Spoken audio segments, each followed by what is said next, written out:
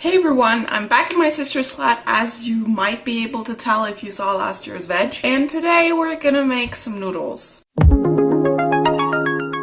I went ahead and got everything ready and set up around here just to make sure that I don't have to run around back and forth to get everything, because that's what I did yesterday when I tried this the first time. Another thing is I like to use my phone as a microphone, which I'm also doing today, but I'm using footage from my phone camera right there and from my camcorder, which is positioned there so that you can see what I'm doing on the stove. However, when I turn on the stove, or rather when I turn on the fan,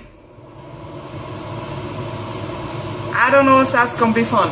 First things first, today we are making pasta with sauce. I don't know what this sauce is. I guess you could, no, I don't think you could call it puttanesca because there are too many ingredients for that. But here is a list of things you will need. A pot, preferably with a lid, and with water in it for the noodles. You will also need noodles. You will need some tomato passata, tomato sauce stuff, which is in a Tupperware container because I used some of it yesterday and it comes in a carton, so I couldn't reseal that. You will also be needing spices such as salt, basil. You can add oregano if you like that. I will add barbecue flavoring. We have some chopped tomatoes, which were canned initially and are also in a Tupperware container now. Then we have some sliced and canned mushrooms, again in a Tupperware container because I started the box yesterday.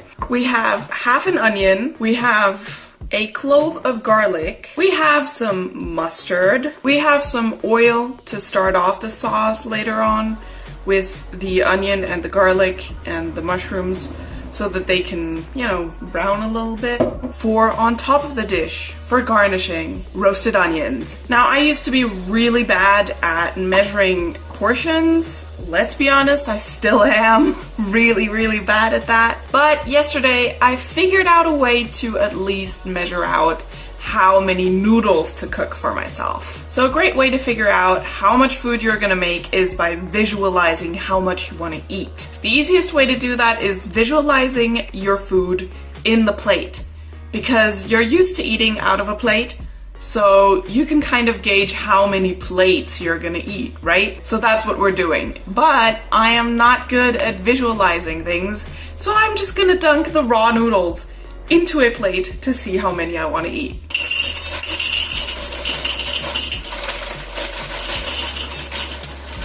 That's how many noodles we're cooking today. So now that we have that figured out, we can put the pot with the water on the stove and turn the stove on, bring the water to a rolling boil. Just water. For now, there's nothing in the water. While that boils, we are going to peel and chop the onion and the garlic. Now, this clove of garlic was in the fridge, so it is rather fresh and not dried out, meaning that it is moist enough to peel like this. If it were dry, you might have to whack it a couple times with a knife to get the peel off. There are plenty of videos on the internet to tell you how to do that. I just cut off the dry end, which is this bit, off the end, and now I'm gonna slice this clove of garlic into small pieces. Don't judge my slicing skills, okay? Prince Naveen didn't do better. We're going to mince this. I am not a chef, don't judge my mincing skills, okay? If you have a big knife, I recommend trying like this because it works better, but not if you have a small knife. If it sticks to the knife and you want to slide it off with your finger like I just did, firstly, be very careful with your finger, please. Secondly, try only doing that with one of your fingers because that garlic finger is going to be one sticky little bee. There we go.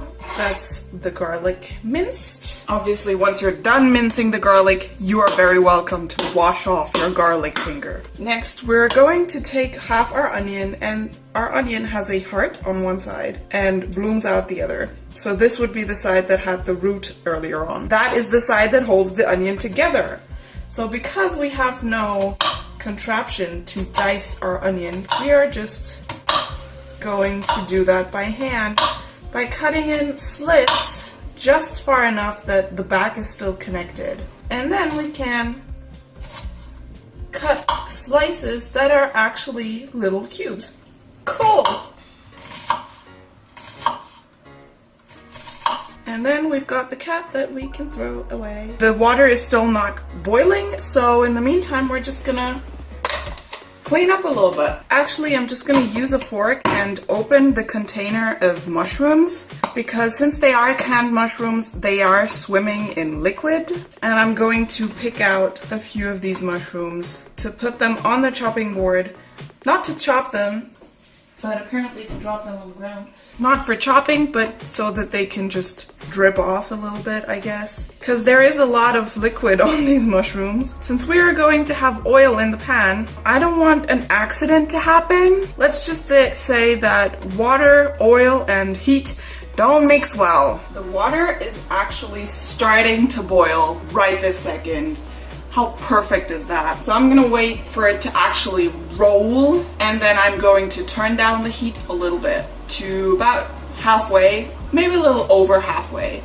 Okay, let's have a look at this water. Very nice. Now that it's in a rolling boil, we're gonna put some salt into the water, because now that it's boiling and moving, the salt is really gonna get in there, and like, you don't need to do much. Turn down the heat to like 6 out of 9. Put in the noodles.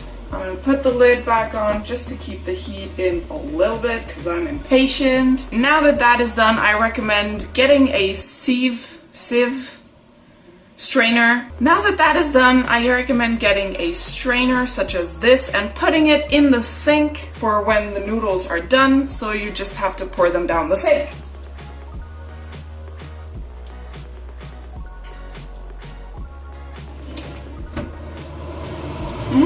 That really threw the white balance off. Fun times. Okay, a few facts about why I put the water in first and let it boil before I put the pasta in. Because I know that some people just put the pasta in a pot, pour water on top, and put that on the stove. If you're one of those people, you might be able to tell from the cooking angle that my water is clear because I didn't let it boil with the noodles in. Because if you do that, all the starch in the noodles just gets dissolved into the water, and that's how you get that white foamy stuff on top, and your water's just much quicker to overboil, and the noodles are kind of weirdly soft. I don't know, I feel like they're softer than they should be. I don't know, maybe I'm the weird one. Let's see how they're doing. Also, let's not put everything everywhere.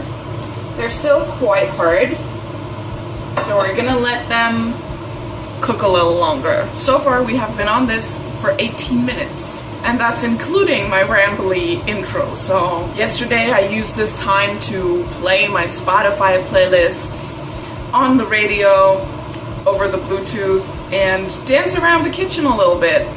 Now I can't do that because I'm filming this and copyright and stuff, but if you're at home, feel free to dance if you want to.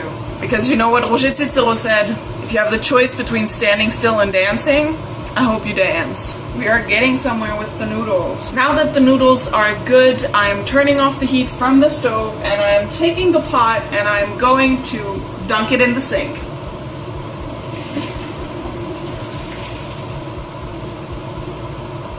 Now we've got the noodles sorted, all we have to do now is sauce. You don't have to rush this bit.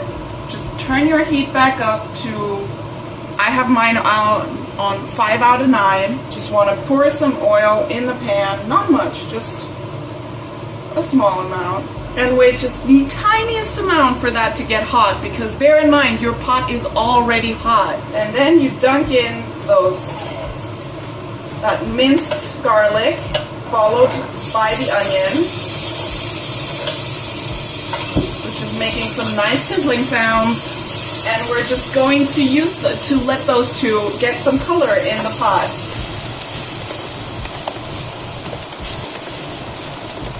When they start to look kind of like glass marbles, just start to. So they're not quite transparent yet. They're just starting to really shimmer. I'm going to add the mushrooms.